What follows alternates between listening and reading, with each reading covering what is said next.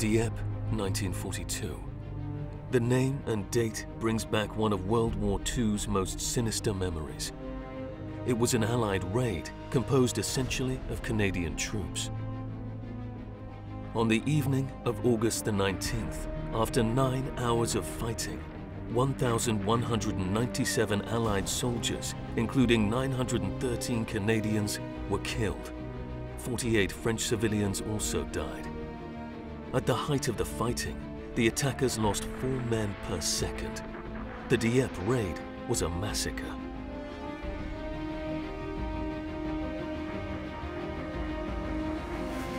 How can this fiasco, only 2 years before the Normandy landings, be explained? Could it have been avoided? What were the strategic goals of such a perilous operation? What lessons did the Allied General Staff learn?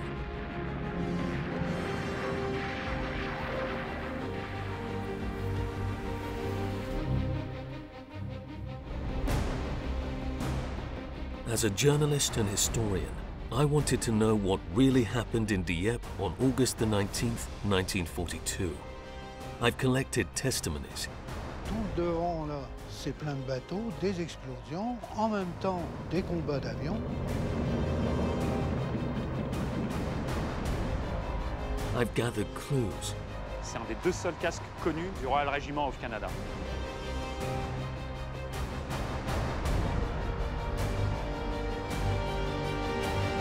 Fans of living history have recreated the conditions of the fighting for me.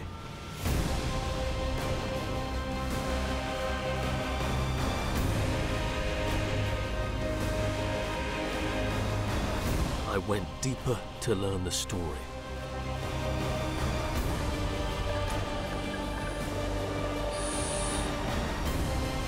At the scene of the confrontation, I tried to better understand a battle whose causes and consequences are still not well known. For the surviving soldiers and for the families of those who fell so far from their homeland, the memory of this raid has a bitter taste. This is the story of the Dieppe Raid.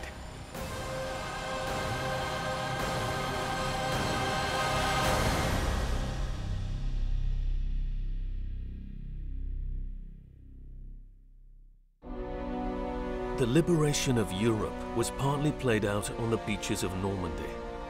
On June 6, 1944, barely 2 years after the Dieppe Raid, the Allies landed through an amphibious operation that would remain the most formidable operation in military history, Operation Overlord. In a single day, more than 150,000 men and 200,000 vehicles attacked the European fortress. The success of this gigantic maneuver is no coincidence. Many other landing operations took place during the 4 years of conflict. In July 1942, the Allies had prepared a major attack on Dieppe, codenamed Rutter. This operation was actually cancelled because of the weather. The raid on Dieppe in August 1942, nicknamed Jubilee, can be considered as the first attempt to land en masse on the French coast. It's about hitting the enemy fast and hard.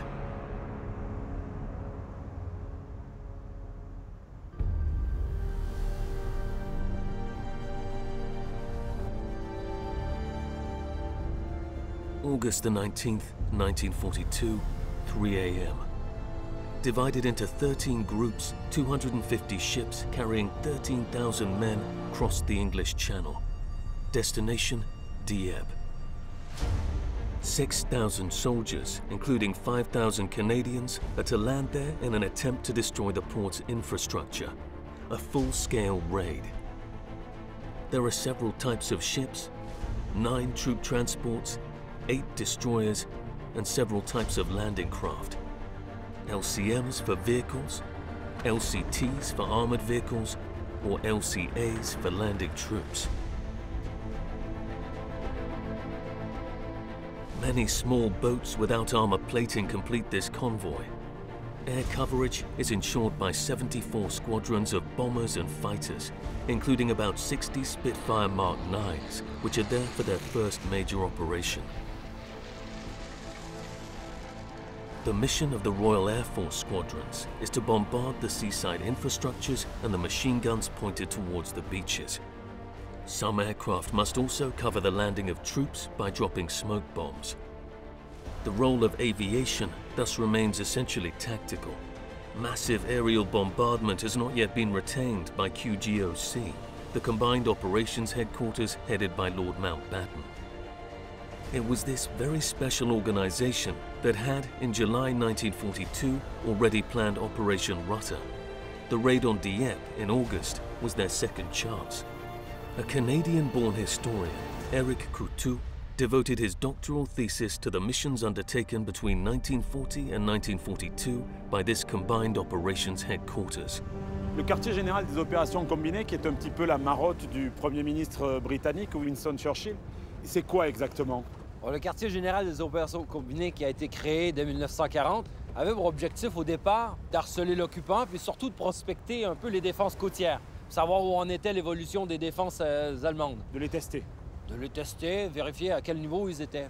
Et de 1940, surtout en 1941 et 1942, il y a environ une trentaine d'opérations, souvent méconnues, d'envergure assez variable, qui ont eu lieu sur tout le long du littoral européen. Et juste avant l'opération sur Dieppe du 19 août 1942, qui s'appelle Jubilee, il y a une autre opération qui était préparée au mois de juillet 1942 et qui, elle, n'a pas eu lieu. Et pourtant, on va quand même lancer un raid sur Dieppe. Est-ce qu'il y a une raison politique, une raison géostratégique à ça? Bon, Serge, il faut se remettre dans le contexte de 1942. Alors, nous sommes seulement à peine 5 mois après que les bombes de Pearl Harbor aient plongé les États-Unis dans ce conflit. Staline patauge un petit peu parce qu'il y a quand même une opposition beaucoup plus importante du côté du front de l'Est. Et Staline demande à corps et à cri l'ouverture d'un second front. Dieppe rentre justement dans ce contexte de 1942 où il serait envisageable de pouvoir faire débarquer des troupes et créer une tête de pont sur le continent européen, tout du moins en France.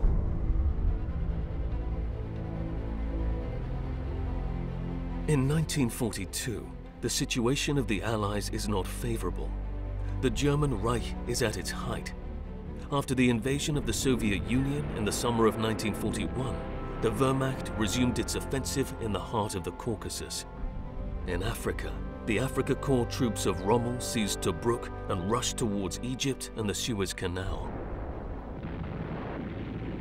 In the Atlantic, German submarines sank twice as many ships as in 1941.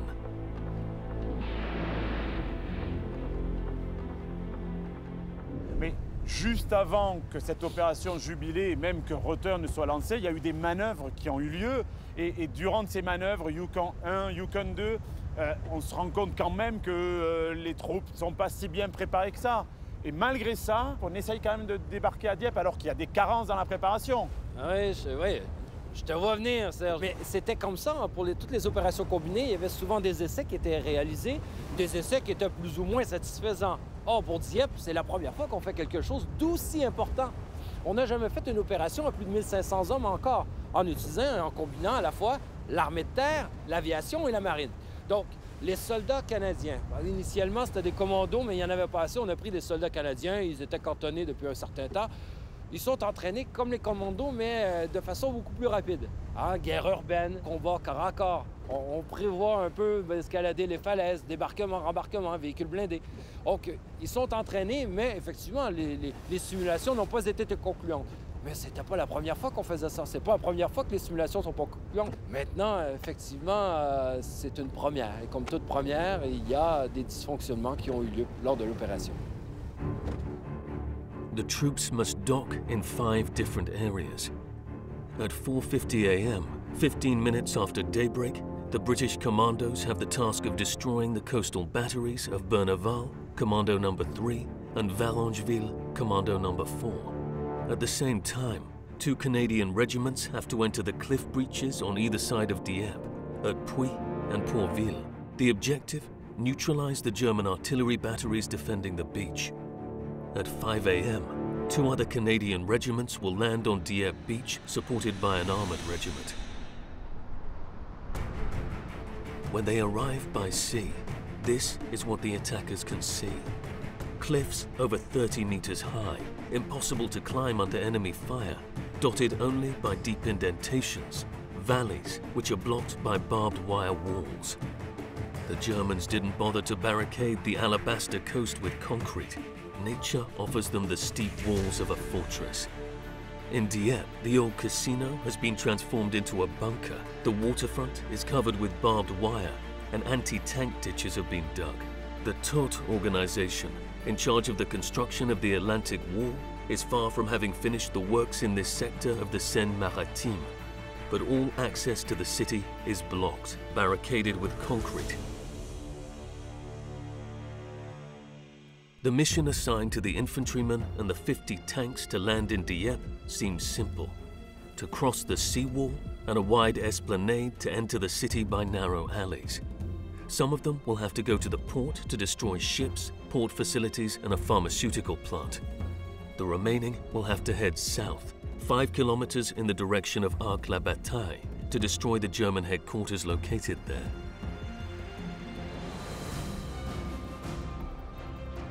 But there is a small problem.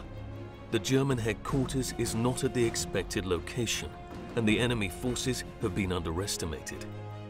These were not inexperienced conscripts waiting for the Canadian troops, but experienced soldiers, and they are not 500 as expected. After searching through the archives, Eric Coutu makes a surprising discovery.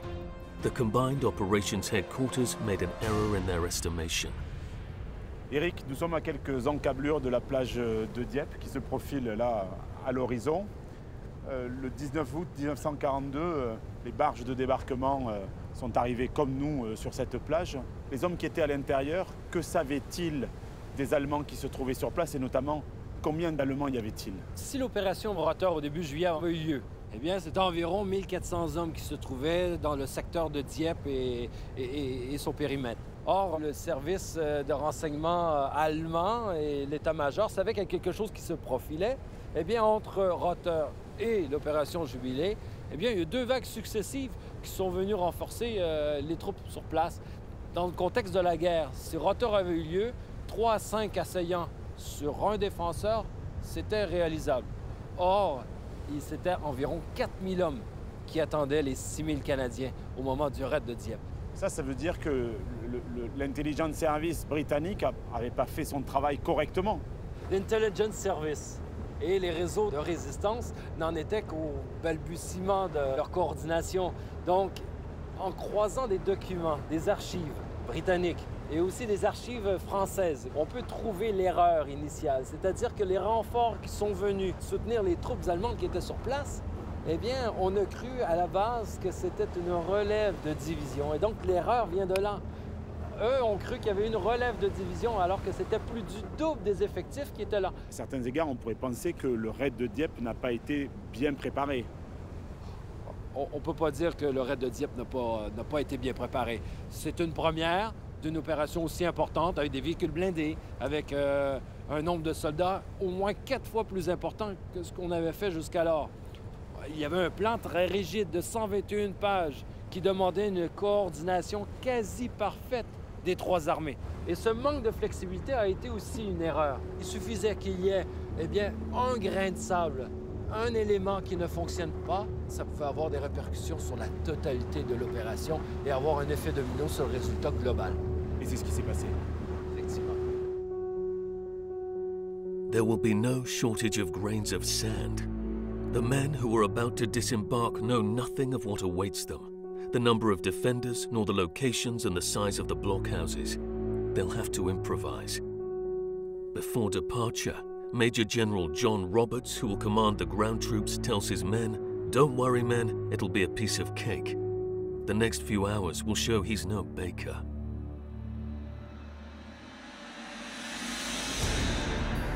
At both ends of the arrangements, Commandos number 3 and number 4 must land to destroy the shore batteries. 3:47 a.m.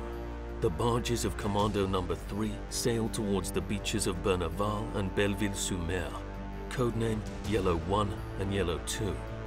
But an unforeseen event will disrupt the mission. Native of Dieppe, Hervé Fihou is passionate about the history of the raid of August the 19th, 1942, and for good reason. A few years ago, while digging through the city's archives, he discovered an exceptional document. Il est là. La surprise des surprises. Là, tu as devant toi la copie du rapport du général Haas, qui commande le 302e division d'infanterie et tout le secteur de Dieppe. Et c'est le rapport sur le raid de Dieppe, vu du côté allemand. Mais en quoi c'est exceptionnel d'avoir ça? Là, tu as un rapport complet, minute par minute, de tous les événements de la bataille. Le récit de la bataille. Tu as le récit de la bataille. Tu veux un exemple? Je sais pas, le début de la bataille, par exemple? Ça doit être par là, ouais. Tiens, regarde. 4h45, la sentinelle de Berneval entend le combat naval. C'est le début de la bataille. Et c'est parti. Just as the Allied fleet begins its crossing of the English Channel, 5 German ships escorted by 3 submarine hunters are leaving the port of Boulogne-sur-Mer. Destination, Dieppe. 15 kilometers off the coast, the German fleet intercepts the barges heading towards the beaches of Berneval. Confrontation is inevitable. Only 7 of the 24 Allied barges will reach their target. It's already 4:50 a.m. and on the German side, on this sector, the alert was given. Hervé, les hommes du commando numéro 3 sont dans des barges qui ont été éparpillées au large. 6 barges vont débarquer à Berneval, à quelques kilomètres d'ici, et une seule, la barge numéro 15, parvient sur la plage de Belleville-sur-Mer. Combien d'hommes y a-t-il dans cette barge-là? Exactement, ils sont 19. Ils sont commandés par le major Peter Young. Donc 19 sur les 120 qui étaient prévus au départ. Exactement, oui. Donc là, ils sont complètement sous-effectifs. Et qu'est-ce que 19 hommes peuvent faire quand ils arrivent sur cette plage? Ils doivent se sentir vraiment seuls. Ah oui, et en plus, ils ont un autre problème, c'est qu'en échouant ici, ils se retrouvent confrontés à un mur de barbelés. Qui fait ici, qui obstrue complètement la valeuse. Il fait à peu près 2 mètres de haut sur 2,50 m de profondeur. Donc il faut le passer, il faut couper les barbelés. Bien sûr, tu ne vois pas à travers. Madrier de chemin de fer entre deux, tu ne passes pas, quoi. Bon, un truc comme ça, c'est une formalité pour un groupe de commandos. Il y a juste à franchir, quoi. Oui, ils sont entraînés pour faire ça. Bah, complètement, oui. Mais ils ont vraiment un souci, c'est qu'ils n'ont pas emmené le matériel pour franchir ces barbelés. Ils n'ont pas les pinces, ils n'ont pas les tenailles. Et là, ils sont dans les autres barges, peut-être qu'ils sont restés au large. Exactement, et donc là, ça commence assez mal pour eux, quoi. Et ils vont quand même attaquer cette valeuse? Ah bah oui, bien sûr, oui. Ils vont réussir à la franchir.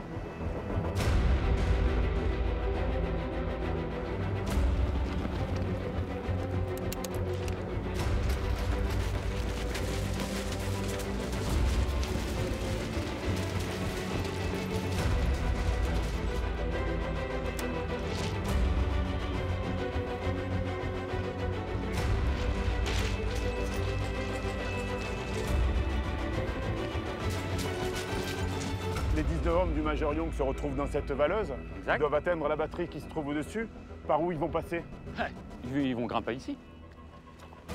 C'est quand même un petit peu raide. Hein. Tiens, on les suit? Oh.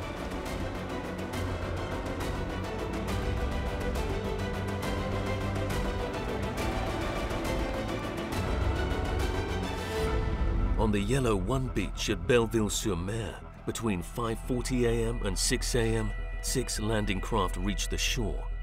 But the Germans, warned by the echoes of the naval battle, are waiting for them. 100 commandos, including 50 American Rangers and some French Kiefer commandos, manage to land, but they're blocked almost immediately.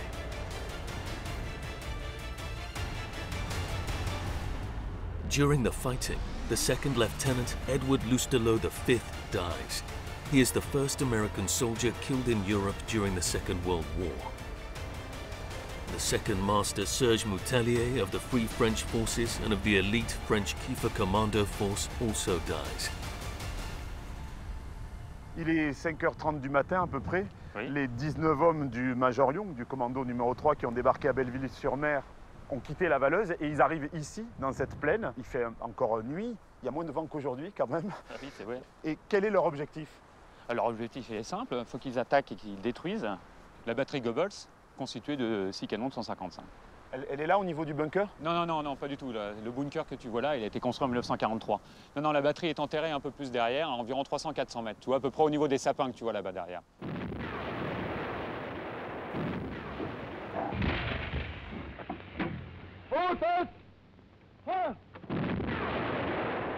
Mais qu'est-ce que 19 hommes peuvent faire contre une batterie de 6 canons de 155 mm? Eh ben, ils vont faire beaucoup. Ils vont l'attaquer, la harceler, en se dispatchant un peu partout.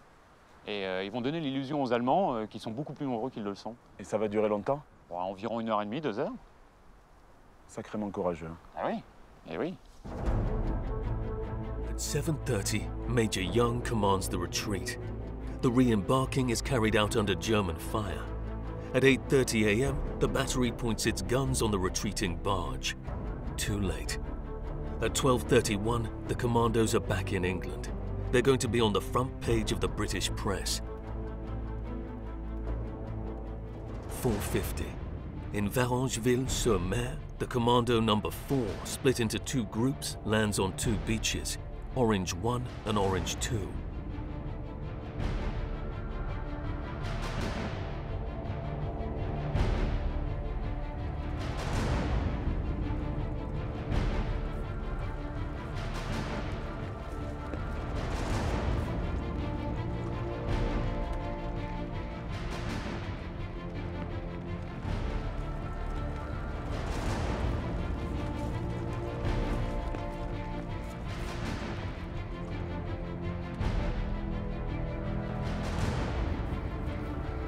Nicolas Bucor, a native of Pays de Caux, is fascinated by the history of airborne troops and British commandos, and in particular by the raids that occurred in the region in 1942.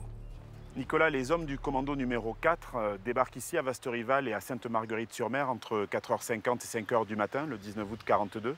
Quelle est leur mission? Leur mission, c'est de détruire une batterie côtière juste derrière le bois là-bas. Qui se trouve là-haut, sur le plateau. C'est ça, près de Varangeville. Combien de canons? 6 de 155 mm. Et ils vont réussir leur mission? Ah oui, ici c'est une réussite totale. Quelle est la différence avec Berneval où finalement la mission du commando numéro 3 s'est mal passée? Pourquoi ici ça a bien fonctionné? Le facteur chance, ici ils n'ont pas été embêtés par la Kriegsmarine. Oui, le combat naval là-bas avait perturbé le débarquement. Ici, il n'y a pas eu de problématique. Non, et en plus ça a pu créer une diversion leur permettant de débarquer. C'est-à-dire le fait que là-bas il y a eu des problèmes, les Allemands se sont focalisés sur Berneval et ici ils étaient un petit peu plus détendus. C'est ça, Berneval est à l'opposé de l'ensemble du dispositif du raid de Dieppe. Donc ça fait qu'en étant ici, ils étaient plus ou moins tranquilles. Ce qui explique leur réussite. The German report on the landing of August the 19th, 1942 specifies 7:50, Battery 813 signals enemy entered position. 5 pieces are rendered unusable by the enemy with explosive and incendiary charges. Battery almost wiped out. The number 4 commando mission is performed perfectly. The 200 men can re-embark. On the way down to the beach, one of the commandos takes several photos. The first is of his comrades and the barges laying out the smokescreen intended for re-embarking. Suddenly, on the opposite side, the photographer captures 2 silhouettes watching the commandos' embarkment. The identity of these 2 watchers will remain a mystery for a long time. I found them. Gérard Cadeau was 14 years old in 1942. Gérard, ici on est devant votre maison d'enfance. C'est là Oui. que vous avez vécu toute votre enfance. Qu'est-ce qui s'est passé ici à la Lézardière ce 19 août 1942 pour vous? C'est-à-dire que le 19 août 1942, nous sommes réveillés par des avions qui passent au ras des armes. Mon père décide de quitter la maison et d'aller se mettre à l'abri. Alors nous sortons de la maison. Qu'est-ce que se présente devant nous? 4 soldats, habillés de kaki, barbouillés de noir. Donc ça, c'était les commandos qui venaient de débarquer à Vaste-Rival. Voilà, hein, les bonnets, barbouillés de noir. Mais sur le coup, on n'a pas d'idée au commando. Alors mon père lui dit, mais au fait, qu'est-ce qui se passe? Il dit, voilà, c'est un commando. Nous avons débarqué pour détruire les batteries. Et une fois parti, mon père dit, bon, maintenant on va aller voir à la falaise, qu'est-ce qui se passe? Vous voudriez bien m'amener à l'endroit où vous avez vu la bataille de Dieppe? Oui, pas de problème, on y va. Hein. Allez, allons-y. C'est exactement l'endroit. Je vous suis. Donc là, en fait, ça descend Oui. vers la valeuse de Vaste-Rival. Voilà. C'est celle-ci qu'ils ont empruntée pour débarquer. Oui. Quand vous les voyez, c'est au moment où commence l'opération. Oui, quand on se lève, il est 5 heures. D'accord. Quand on entend les premières explosions du côté des batteries, il n'est pas loin de 6 heures. Mais vous ne savez pas ce qui se passe à ce moment-là? Non, si le commando vient proche chez nous, on ne sait rien. Hein. Et lui parlait français, bizarrement. C'est un Français. Ah, c'était un Français? Ah oui, c'est Taverne, c'est un Français.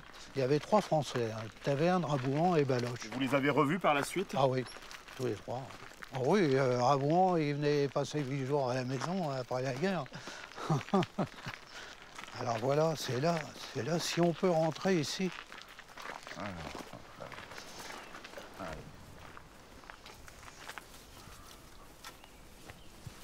Je vous ouvre la route, Gérard. Cet arbre devait être là, d'ailleurs. Hein? Ouais. Nous étions exactement ici.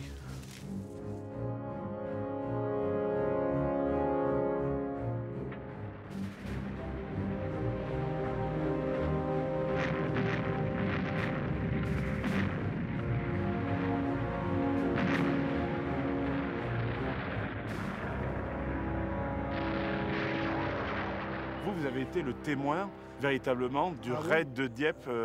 Vous avez vu le spectacle de cette bataille. La partie ici, mais aussi également la partie devant Dieppe. Hein.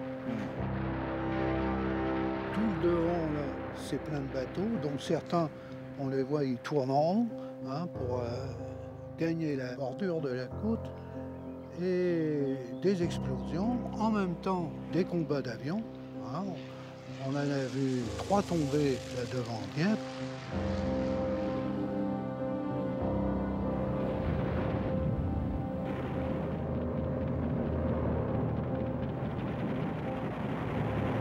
La DCA du Golfe, bien sûr, a tiré sans arrêt. Ça n'a pas arrêté à partir du matin jusqu'au temps qu'ils quittent la côte vers 13 h. Il y a une photo qui existe, qui a été prise par un commando. On m'a dit que les 2 silhouettes, c'était celle de vous-même et de votre papa. C'est vrai? Oui, oui, c'est vrai.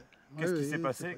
Il a pris des photos des commandos qui sont là en dessous, en train de fouiller. Et en même temps, il a vu 2 personnes ici et il les a pris. Et les commandos, comment sont-ils partis? Ils ont débarqué à sec parce que la marée était haute. Mais quand ils sont repartis, la marée était basse. Donc on les voit à partir du bord de la gorge jusque là-bas à peu près 400 mètres. Hein. Et là, on les voit monter dans les péniches. Combien ils étaient à peu près? Oh, ils étaient au moins une quarantaine dans chaque péniche. Et ils avaient fait des prisonniers Oui, 4 prisonniers. 4 prisonniers qui ont été utilisés d'ailleurs pour porter les blessés. D'accord. Voilà. Ouais. Et ensuite, on les voit s'écarter. Ils sont partis aussitôt, hein, à 8 h, on les voyait prendre le large. At 5:45 p.m., the commandos are back in the port of New Haven. They cannot know the extent of the disaster taking place on the other beaches. At the same time as the commando operations, 2 Canadian regiments land at Pourville, Green Beach, and 1 regiment at Puy, Blue Beach. In Puy, 3 successive waves must seize the village by neutralizing the German positions, then capture the batteries named Rommel to the west and Bismarck to the east, which defend the beach of Dieppe, 2 kilometers away. The Germans entrenched in Puy hear the combat in Berneval, but do they realize that something is coming?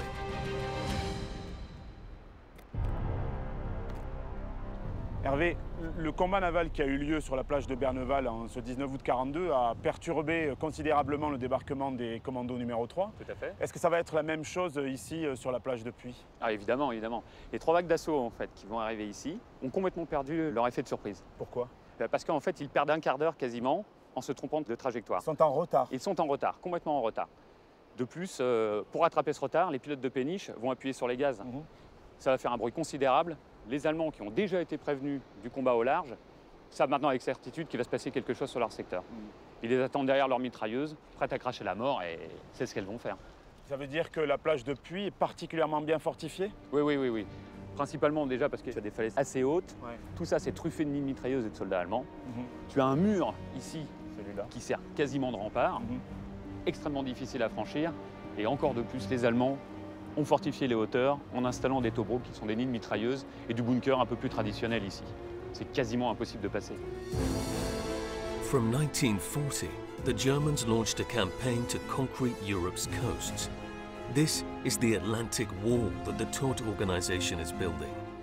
In 1942, the works are far from finished, but the beach of Puy is one of the first work sites. Bunkers and concreted machine gun positions in the Tobruk style. Les villas de Puy avaient été réquisitionnées par les Allemands qui les ont fortifiées. Ah oui, oui, exactement. Principalement celle-ci. Ici, c'était un très gros point d'appui. Je veux dire que ça a un petit peu chauffé dans le quartier. Bah, tu vois, cet escalier qui était présent là le 19 août, qui est complètement criblé d'impact de balles. Tiens, regarde là, tu vois là ici, là, il y en a une, et celle-ci a été rebouchée. Et t'en as un peu plus haut. Ça, c'est des impacts de balles. Oui, oui, ça, c'en est une. Ça a vraiment dû taper. In Puy, the Germans' fortified position is implacable. The concrete structures cover the beach with their crossfire. Inside, they have formidable machine guns. The MG-34, capable of firing between 800 and 900 projectiles per minute.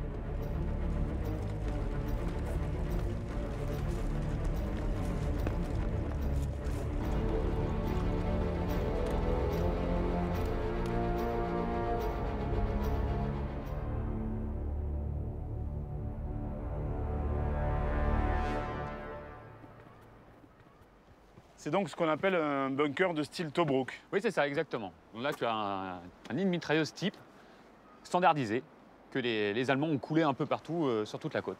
C'est la première fois que j'en vois un aussi bien conservé.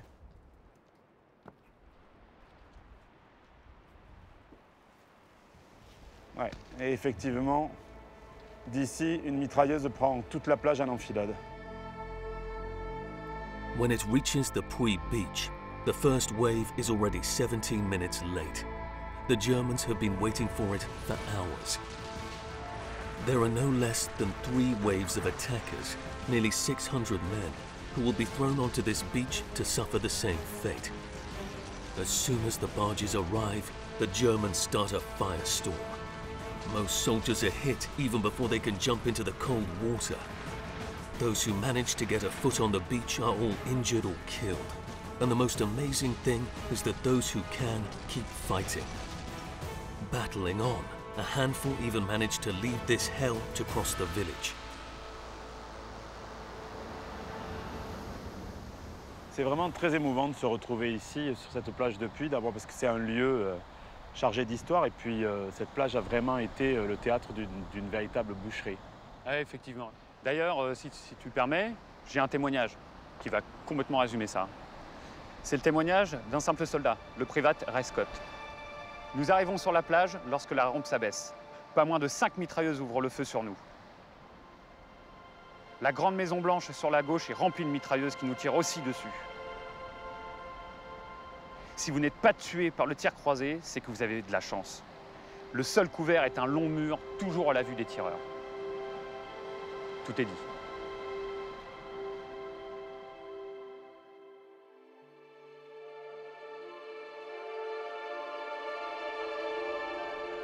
J'ai aussi autre chose à te montrer. Ça, c'est un des 2 seuls casques connus du Royal Regiment of Canada. Il appartenait au soldat Arthur Clifford Woodbury, qui est enterré au cimetière des Vertus, qui a été tué le 19 août 1942. Il avait 21 ans. On the other side of the English Channel, soldiers of the Royal Regiment of Canada who have not participated in the raid are ordered to prepare a hot meal for those who would return. Young Stanley Filmer wrote, "Everything was ready for the troops to return, but nobody came. I remember the song Tangerine playing on a radio. All those beds for all my friends, all those empty rooms. We were shocked. It was impossible to realize that almost no one would return."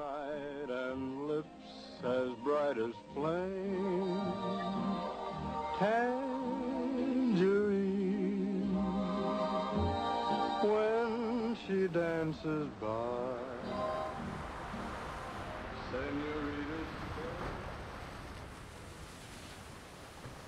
Of the 554 landed men, only 65 returned to England. 289 are taken prisoner by the Germans. Everyone else stays on Puy Beach forever. The German report announces in a matter-of-fact way, 8 o'clock, Puy firmly in our hands. In fact, a handful of Canadians managed to get off the beach and hide in the woods. They'll surrender at 4:30 p.m. The mission fails. The German artillery batteries are not silenced. They can keep shooting at Dieppe Beach. All that remains is to hope that Pourville's batteries have been destroyed. – 4:50 a.m. At the time when a Canadian regiment reaches Puy Beach, 2 other regiments at a dock at Green Beach. Their objective, to reach the Freya radar station and remove electronic parts from it, to silence the batteries located not far from the Ferme de Quatre Vents, to seize the Saint-Aubin airfield and the headquarters of the 110th German Infantry Division, supposed to be located at Arc-la-Bataille. But the barges drift westward and land the men from the 2 regiments on the wrong side of the Lacy River. It will be necessary to cross a small bridge thrown across the river at Pourville-sur-Mer.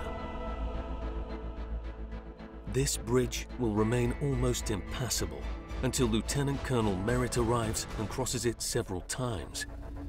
He will take all the risks, and with admirable composure, he must make most of his soldiers cross, in vain.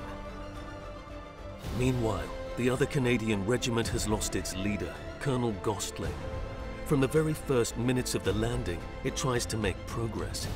But at 9 a.m., strong German reinforcements arrive in the sector, and at 9:30 a.m., while the fighting continues, Colonel Merritt receives the general withdrawal order over the radio. Vanquish is the order to re-embark at 10 a.m. The men from both regiments only have half an hour left to retreat to the place where they landed at dawn. The losses have already amounted to 20%. They will reach 40%. For 1 hour, the soldiers are trapped on the beach at the mercy of the Germans, under a rain of mortar shells, vulnerable to the enemy machine guns and snipers. It's a massacre. When the landing craft assault arrives, the rush is indescribable. The tide is low. The re-embarking is carried out under a deadly fire. Some barges full of men are hit with full force. Here too, the sea takes on the color of blood. The mission to Pourville is a total failure. German artillery from the Pourville sector, like those from Puy, can now continue to shell the raid's main objective, Dieppe Beach. It is there, from 5:20 a.m., that both regiments land. The first to the east, Red Beach, heads toward the port. The second to the west, White Beach, goes to seize the castle and the casino.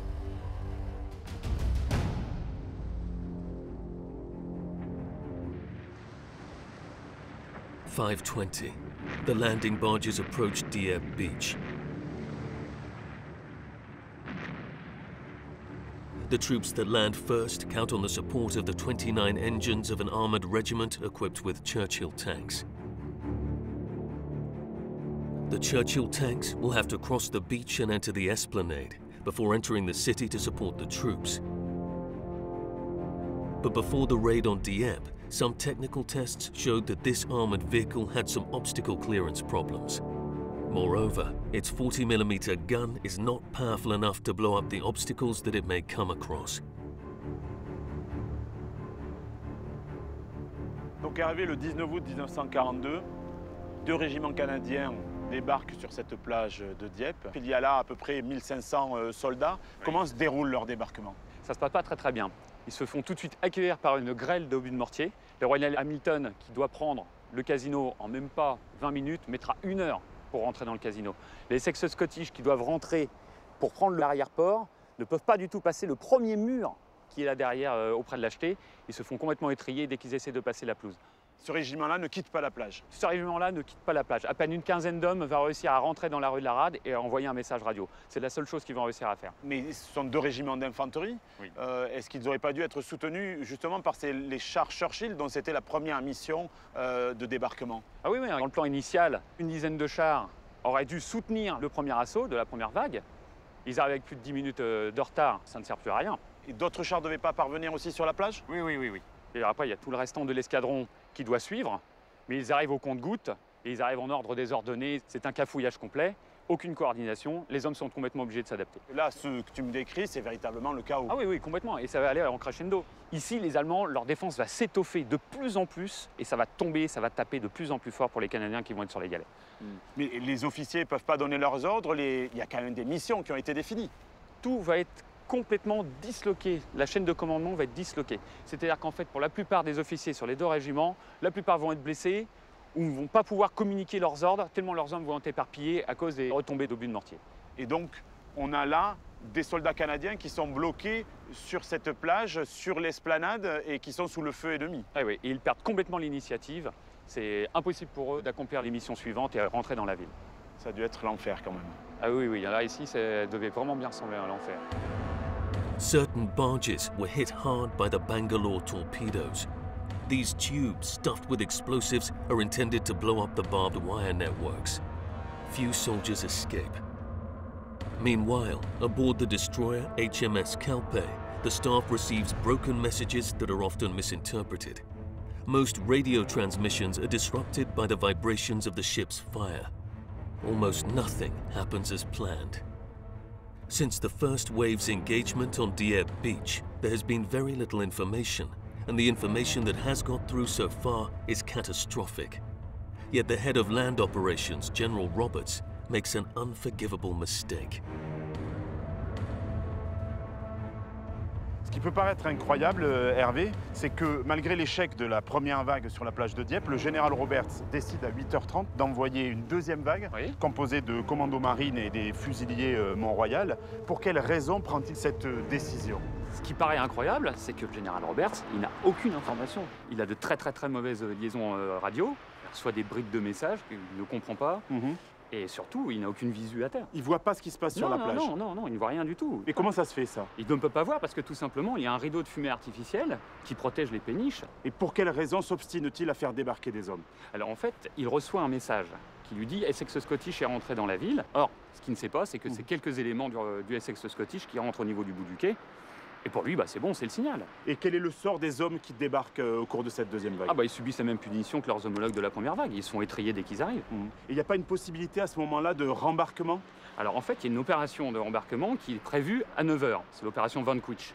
Celle-ci est retardée à 10h30. De plus, la RAF a d'énormes problèmes de rotation. Les renforts allemands arrivent avec des bombardiers lourds qui commencent à asperger à coups de bombe tous les navires de la Royal Navy. Ça commence à être le carnage.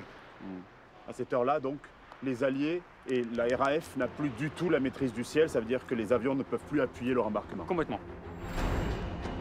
In the sky of Dieppe, the battle has been raging since dawn. Low on fuel or ammunition, some pilots return 2 or 3 times to their base to refuel. The Allies will make 2,617 sorties for 750 aircraft engagements. This is the largest air battle since the Battle of Britain. It will remain one of the most sensational battles of the Second World War, and the first air victory of a Mustang P-51 piloted by an American engaged in the Canadian Army. Flying in formation above the convoy between sea level and 3,000 meters, the squadrons follow one another every half hour. The Germans first react cautiously. They have only a few bombers and about 50 fighters, including the Focke-Wulf 190. But at 10 a.m., 150 bombers arrive as reinforcements. The Allied defensive plan then falls apart. From then on, the planes circulate in total confusion. British ace pilot James Edgar Johnson escapes death several times that morning. He writes, "Air duels are constant. Machine guns whistle, planes fall. It's frightening." There, a German twin-engine bomber, 300 or 400 meters high, tries to escape 2 English fighters that will shoot at him, while they themselves are chased by 2 German fighters spitting fire from all guns. Around them, there is an air waltz and continuous machine gun fire. In addition to their direct adversaries, the Allied pilots take fire from the flak anti-aircraft batteries, whose number is largely underestimated. 106 Allied craft will never return to base. The German flak create a wall of fire above Dieppe. in particular because the performance of anti-aircraft guns like the Flak 38, capable of spitting 120 20mm shells a distance of 2 kilometers every minute. Around 12:30, the fighting is still raging. In the sky, the fight to the death continues. On the ground, it's a stampede. The French pilot Raymond van Wijmeersch has a front row seat. Around 12:30, I take off for my second mission, bombardment and strafing of a coast station located north of Dieppe. We still have many planes swirling in all directions, the explosions of the heavy DCA which fires in the mix, the sea covered with boats and barges, some on fire, the beaches swarm with wounded and corpses, burning tanks. The shore is indeed littered with all kinds of material. Weapons, helmets, bags, personal effects. The tide will take some of these out to sea before dumping it on the coast over the years. The sea has swallowed up all the remains of these furious battles. The largest of them lie 30 meters underwater. That is the fate of one of the 8 destroyers of the HMS Barclay fleet, a proud ship 85 meters long and 9 meters wide, whose small guns were unable to destroy the German defenses. Pierre-Yves Lepage and his association, the GRIEME, a research group that identifies wrecks in the English Channel, do more than searching and identifying the wrecks in the Dieppe region. They also highlight this generally forgotten heritage. Quand on pense au raid de Dieppe, on pense aux 20 bassins qui ont débarqué, parce que c'est eux qui ont payé le plus lourd tribut. Mais il y avait également une flotte, non, avec eux?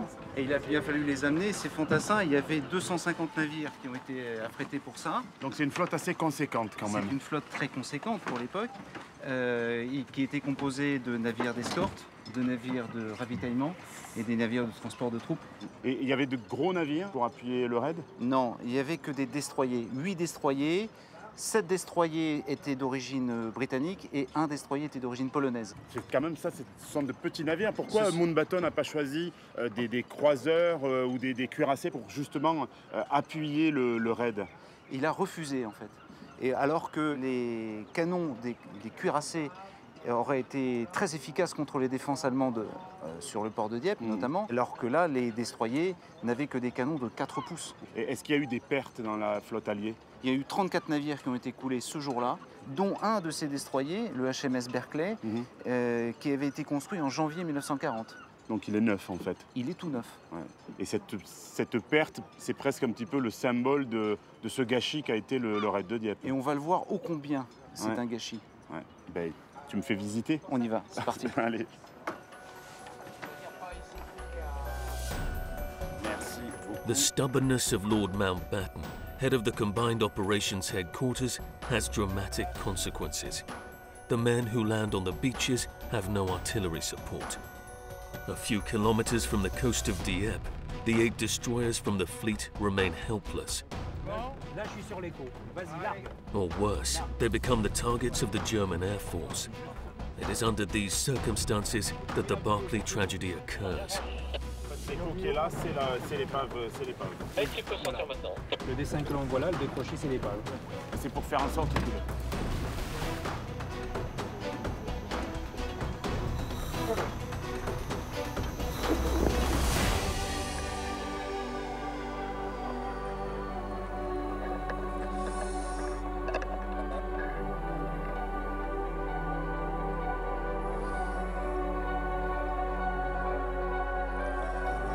The wreck is there, lying under 25 meters of water and swept by the strong currents of the English Channel.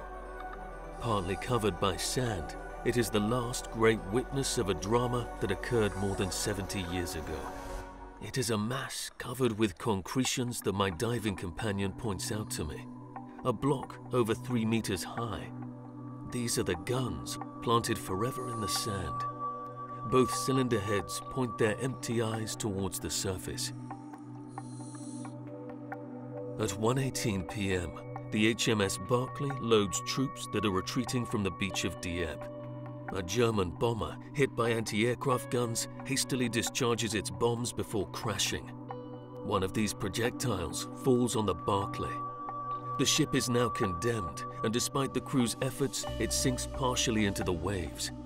The raid is over for this destroyer, mortally wounded. The British will have to scuttle it.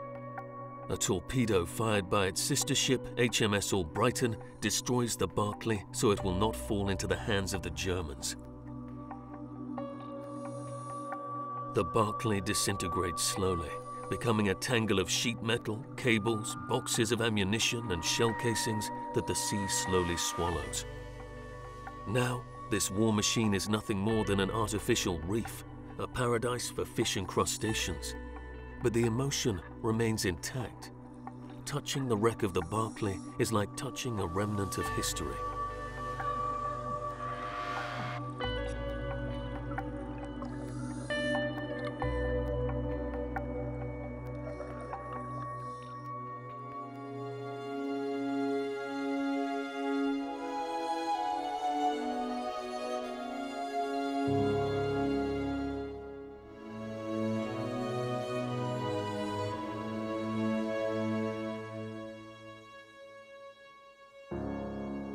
On August the 19th, 1942, in the early afternoon, the destroyer Le Calpe, headquarters of the General Staff, comes close to the beach to search for signs of life.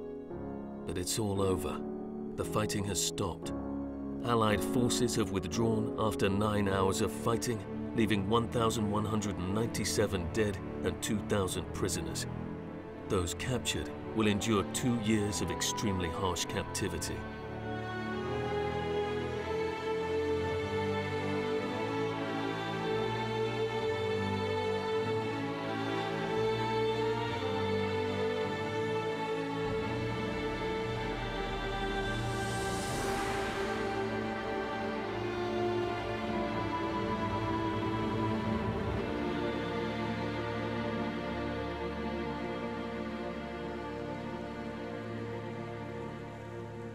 Les familles se sont longtemps interrogées de savoir pourquoi les leurs étaient morts pendant le raid de Dieppe. Et Mountbatten, lui, s'est justifié en disant que le raid avait été une préparation pour Overlord. Qu'est-ce qu'on peut penser de ça?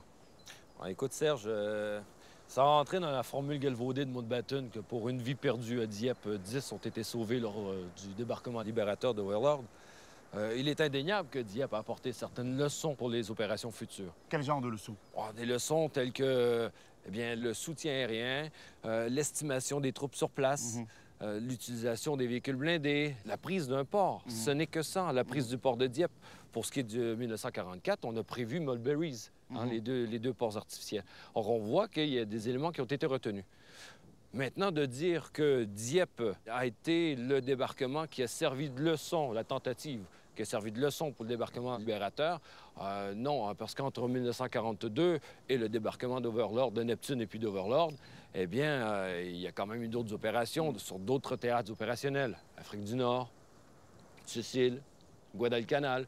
Ça veut dire que finalement, le raid n'a pas été vain. Et les Allemands, eux, ont tiré aussi une leçon particulière du raid de Dieppe. Comme toute opération du quartier général des opérations combinées de 1940 jusqu'à la fin de la guerre, l'objectif du QGOC était de faire douter. Il faut faire craindre aux Allemands cette vulnérabilité de leur territoire, de leur défense. Ce qui est fait avec le raid de Dieppe, ce qui obligera von Rundstedt à continuer de défendre et préparer ce mur de l'Atlantique. Effectivement. Ils vont plus bétonner après le raid de Dieppe. Ça commence vraiment à bétonner très fort sur la côte d'Albâtre. Tout à fait. Et puis aussi, on apporte un effectif supérieur. Cet effectif qui avait été sous-estimé pour le raid de Dieppe, eh bien, on va continuer de faire venir des troupes sur le littoral, effectivement. Et évidemment, le raid de Dieppe va aussi servir pour la propagande allemande. Tout à fait. German propaganda makes use of this stunning victory. The defenders of Fortress Europe can show off. The invaders have been thrown back into the sea. The very day after the raid, the head of Vichy's French government, Pierre Laval, writes, "I learned with great satisfaction how civil servants and the population behaved yesterday." To thank the Diepois for not leaving home during the fighting, the Germans even proposed to the mayor, René Levasseur, to give the Iron Cross to the city. It's an opportunity to promote collaboration. But the mayor of Dieppe refuses, and instead demands the release of prisoners of war who were from the city and its surroundings. After prolonged negotiations, 1,581 men returned from captivity in September 1942. What the Germans and the Vichy government ignore was that part of the Dieppe were not in town on August the 19th, that most of them remained holed up in the cellars, and that many preferred to try to extinguish the fires that ravaged their city. What else could they have done in the middle of this infernal battle? A few days before the raid, hadn't London given instructions? Leaflets and radio calls had warned, "This is a helping hand and not an invasion. We urge you not to take part in any way and not to do anything that could lead to retaliation by the enemy." On its airwaves, the BBC also announced victory. Victory would have to wait.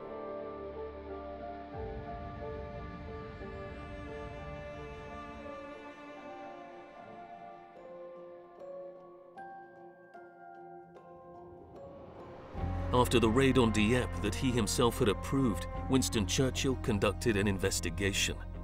He cancelled all future combined operations raids and obtained the transfer of Vice Admiral Mountbatten to Southeast Asia as Supreme Allied Commander. It was called a promotion. 1,197 Allied soldiers, including more than 900 Canadians, never returned home. Later on, Mountbatten would justify this loss by saying the lessons learned were put to good use in future operations. Historians point to the inexperience and negligence of the Vice Admiral and his team as central factors in the catastrophe. It would take 2 years for the Allies to mount another major amphibious landing in the Battle of Normandy on June 6, 1944.